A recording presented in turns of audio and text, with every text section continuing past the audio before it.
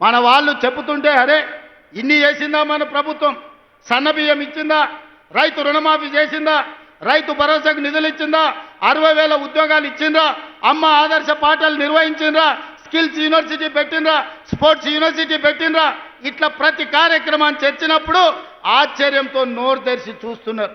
మరి ఎందుకు ఈరోజు అవి మనం ప్రచారం చేసుకోలేకపోతున్నాం? అందుకే మిత్రులారా, ఈరోజు వాళ్ళు పెట్టుబడి పెట్టి కిరాయి మనుషులను పెట్టి దుబాయ్లో ఆఫీసులు పెట్టి విష ప్రచారం చేస్తున్నారు. అందుకే ఇవాళ ఈడికొచ్చిన వేలాది మంది కాంగ్రెస్ పార్టీ కార్యకర్తలే మా బ్రాండ్ అంబాసిడర్లు. మీరే ప్రచార కార్యకర్తలుగా మారండి, మీరే ఈ ప్రభుత్వానికి బ్రాండ్ అంబాసిడర్లుగా మారండి, సోషల్ మీడియాలో యుద్ధం ప్రకటించండి.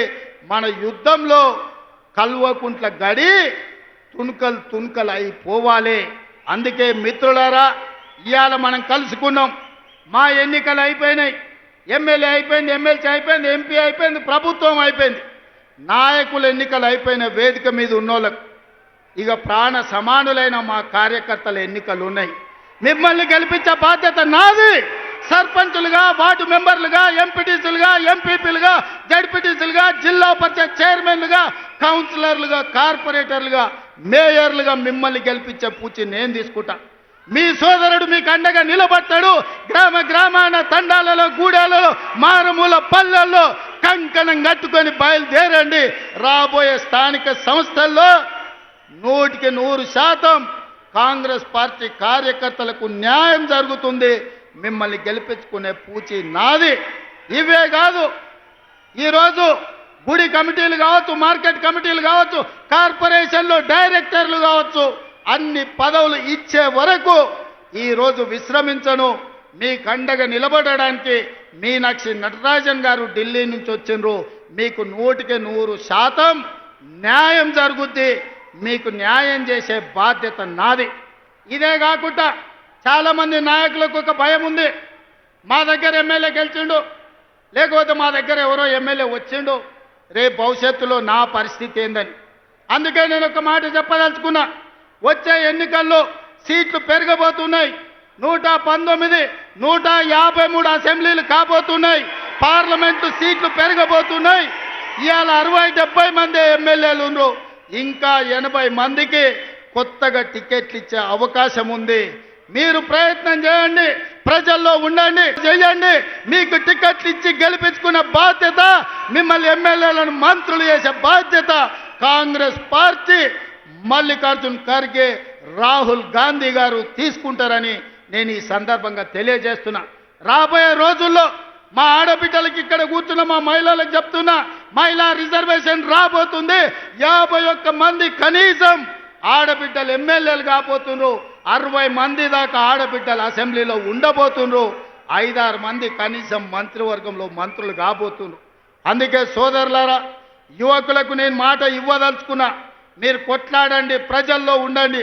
మీరు అడగాల్సిన పని లేదు, మీరు ఢిల్లీకి వెళ్ళాల్సిన అవసరం లేదు.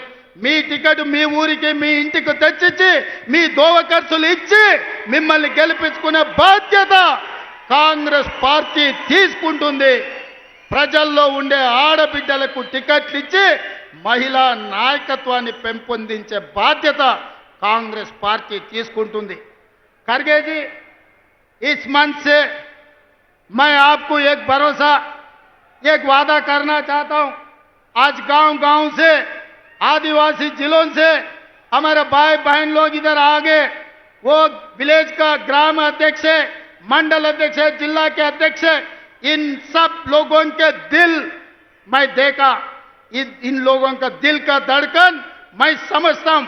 इन लोगों के तरफ से आपको मैं वादा करना चाहता हूं, आने वाले चुनाव में 15 parliament seat, 100 assembly seat Telangana में जिताएंगे.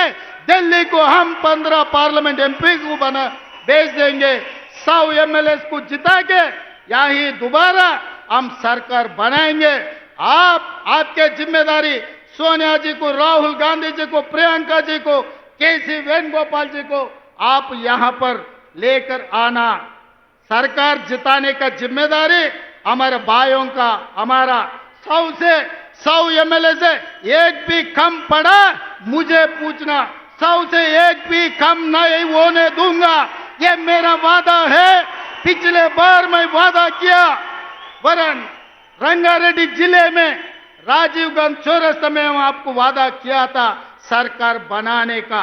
सितंबर 17, 2023 उस दिन सोनिया जी को, आपको, हमारे कार्यकर्ता, हमारे भाई लोग आपको वादा किया 2023 दिसंबर में कांग्रेस सरकार बनाने का।